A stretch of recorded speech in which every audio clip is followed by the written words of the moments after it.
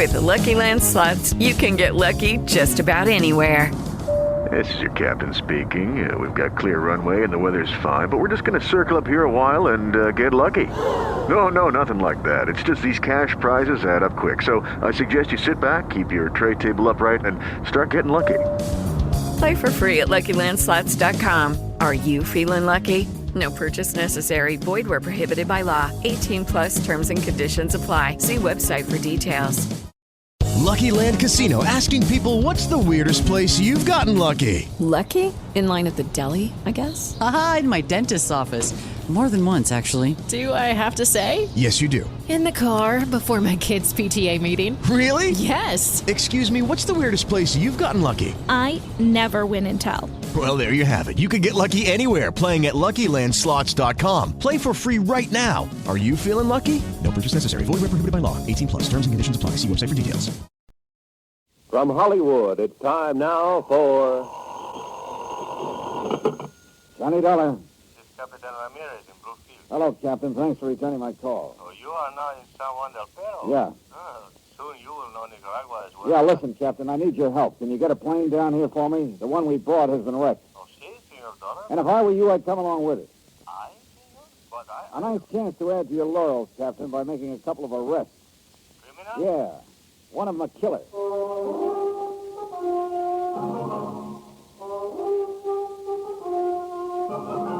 Tonight, and every weekday night, Bob Bailey in the transcribed adventures of the man with the action-packed expense account. America's fabulous freelance insurance investigator. Yours truly, Johnny Dollar.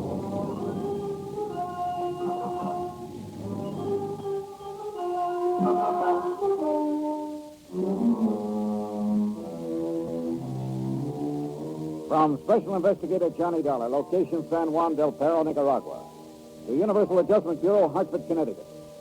Following is a final accounting of expenses and report on my investigation of the sea legs matter. Expense account item 18, $1 American. Phone call to Captain Jose Ramirez to the Federal Maritime... I still can't spell it. Call it the Coast Guard. But a lot of things happened before I could make that call. Like the fast plane trip that we made to San Juan del Perro in the hope of finding the yacht, the Sea Legs, despite a big insurance claim based on its alleged loss at sea. Like the fact that our plane was wrecked for us by one Douglas Landfair, despite a big claim based on his alleged death at sea. Like our discovery of the yacht, carefully altered and repainted in an old shipyard. Our discovery of Ramon Gonzalez, a member of the crew who was supposed to have gone down with us. Fella, let's get out of here. Oh, no, Oscar. Not until I revive this Gonzalez character and make him talk. You must even have a friend around. Quite right, Oscar. Yeah. Huh? And with a gun and straight at Mr. Dollar's back. Well. Connie Lancer.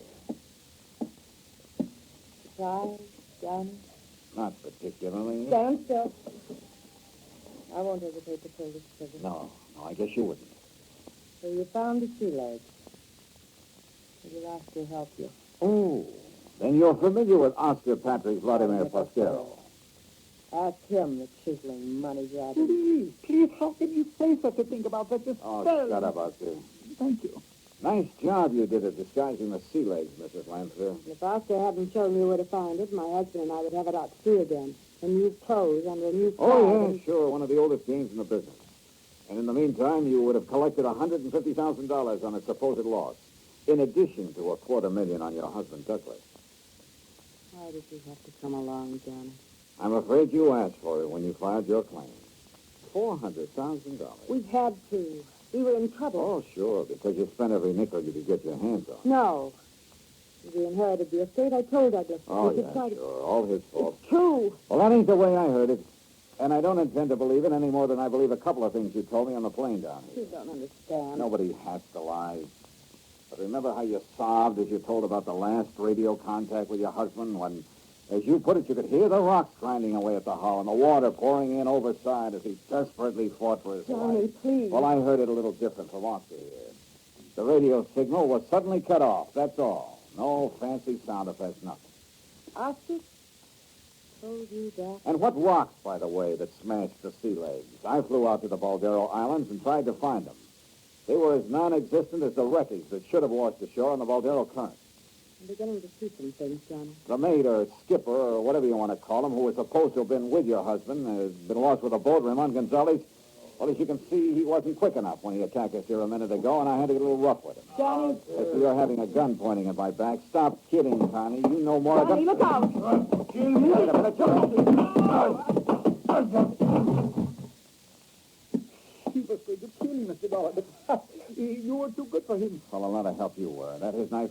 Huh? Oh, yes. Yeah. I think I'd better have it, Oscar, because, well, I see Connie Lancer made a hasty exit from the scene. She did?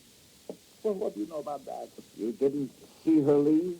Well, it's so dark in this old shipyard, and I was so worried about you, dear Mr. Dollar. Why don't You should be. Plenty worried. Huh? Look, why don't we get out I needed only two things when I came down here, Oscar. Proofs, both of them. Why don't we get out of this dreary place, Mr. Dollar, and talk someplace else, huh? Where there's life. Oh, shut up and listen. I found them both now. Proof that Douglas Lancer never died in a wreck of the Sea Legs, and proof that the Sea Legs was never wrecked at all.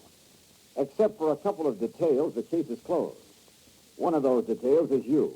Hmm? Oh, you mean paying me for all the unvaluable help I've been... Oh, how nice. I'll take it in 20 Oscar, I'm going to lay the cards right on the table. And the money? I'll find it to you. Now, listen to me. Connie Lancer slipped away during our little ruckus here. But you could have stopped her as easily as you could have stopped this Gonzalez character from jumping me. She said she had a gun. A bluff. She didn't. But you did. Me? Oh, Mr. Dollar, I spotted that bulge under your left arm the minute you appeared in my hotel room that first morning. Well, don't reach for it, because I'm carrying one, too. Mr. Dollar, dear, I don't understand. Well, I do, now. I've wondered from the beginning just why you insisted on sticking so close to me from the minute I arrived here in Nicaragua. All right. I will tell you the truth. The whole truth. Even if it costs me a small, slight percentage of the munitions fees you're going to pay me for the unestimable assistance I have been giving you. Oscar, you just won't give up, would you? The money. That's what it is. The money. Like I get from all the Americans who come here to Nicaragua.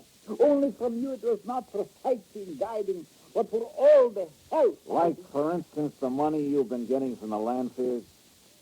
I cannot tell a lie, Mr. Dollar. I did get some money from Mr. and Mrs. Lancer, you know, for various and Sunday services when first they came here, but why not, including the use of my radio sender? You see, if I hadn't known they would pay me well for the using of my radio... Your unlicensed my radio. unlicensed radio, because the license costs too much, why, I would never have been able to know about the wreck that didn't happen and so skillfully lead you to the Baldara Islands and all the clues that I...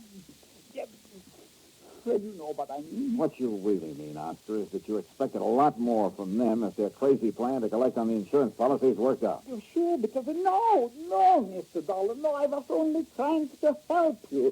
Think, Mr. Dollar, about all the things I've told you about. You were careful not to tell me a single thing that I wouldn't have learned anyway. Oh, Mr. Dollar. Why did you hurt insist me. right off the bat that we fly to Puerto Gardo, for instance? Why, of course. Apparently to help me for a small pittance, of course. But actually it was to keep me out of the way while Constance Lancer made contact with her husband here in San Juan del Perro. Oh, please, No doubt you worked that all out with her before you busted in on me that first morning. Then when we did get to Puerto Gardo, tried to prevent me from spotting the current that would have taken any wreckage from the island to wash to the shore on the sandbar at Puerto Gardo, if the Sea Legs had gone down. That isn't... No. I told you about that strong current and very vengeful. Sure you did. But only because you realized at that point that I couldn't help finding out about it anyway. Mr. Dollar, you're making a crook out of me. Making a crook of you? Well, I have this little item, Oscar. When we started to land our plane and Douglas Lancer came at us with his car, you know as well as I do that you could have avoided it. Kept us from snapping off our landing gear and crashing. Oh, it was nicely done, too. So that you wouldn't get badly hurt, but still be up and around to collect from Lancer for it. Oh, Mr. Dollar, how can you even implicate such a horrible thing? You, my dearest, my undying Because friend. of your little suggestion along the way that I unfastened my seatbelt and relaxed while you, I noticed, kept yours tight. One thing after another. And finally, of course, armed as you are, you not only let Gonzalez attack me, but you let Connie Lancer escape as well. And all for money. Money. That's all you've talked about. How did you figure to collect for all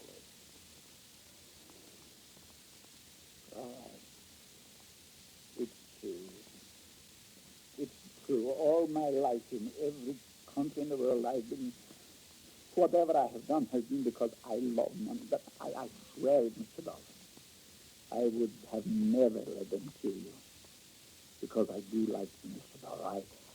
I almost, even with all the money I could get from them, I almost gave it up. Yeah, for whatever you could get from me. Yes. And because you're such a nice man, I guess I'm not used to being around nice. Mr. Dollar. Well, Mrs. Lanky. what about her? Don't be too hard on her. It was all his doings. He had such a strong hold over her. The way he treated her, sometimes I almost thought she wished he had gone down in the rest of the boat. What are you talking about? She's still in it. Because by now she's so far in, she has to stick with him. Don't you see? Oh, yeah, I suppose that does make sense. All right, what else? That's all. I opened up my whole entire heart. Well, Mr. Dollar, for once in my life, I'm telling the truth.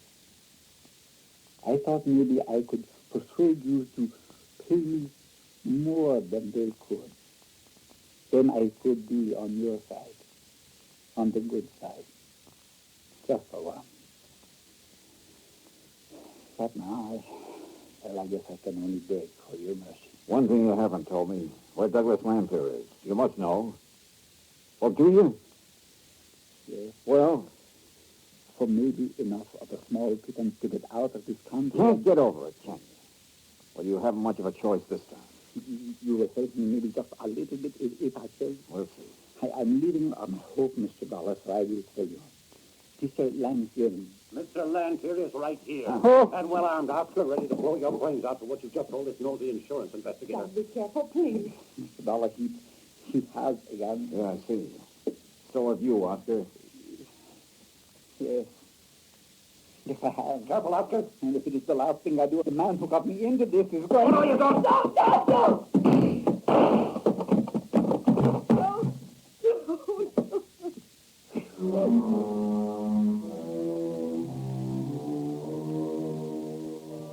So, it was after that I called Captain Ramirez of the Federal Maritime. Someday I'll learn that word. And let him take charge. Extradition proceedings for Connie are underway. The U.S. courts will have to take over with her. And Doug Lanphier's body is being shipped to the States. Oscar's body? Well, I left some money with Captain Ramirez for a decent burial. Expense account total, $841.95. Remarks? I wonder what kind of a deal Oscar Patrick Vladimir Pasquero was able to make at the pearly gates, or wherever he was headed. And you know something?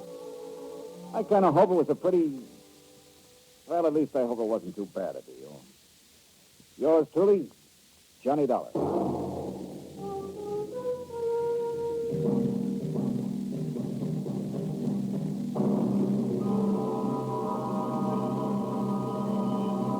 Next week, the promise of romance in the arms of a lovely girl, and the threat of a knife in the back.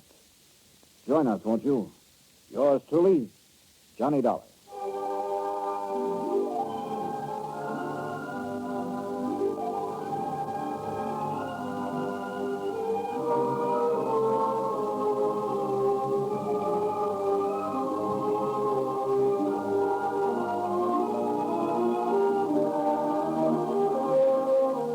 Yours truly, Johnny Dollar, starring Bob Bailey, is transcribed in Hollywood.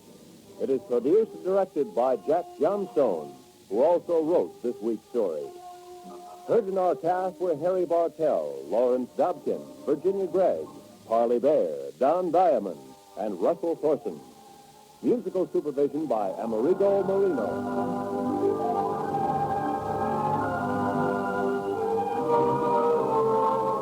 Johnny Dollar has come to you through the worldwide facilities of the United States Armed Forces Radio and Television Service.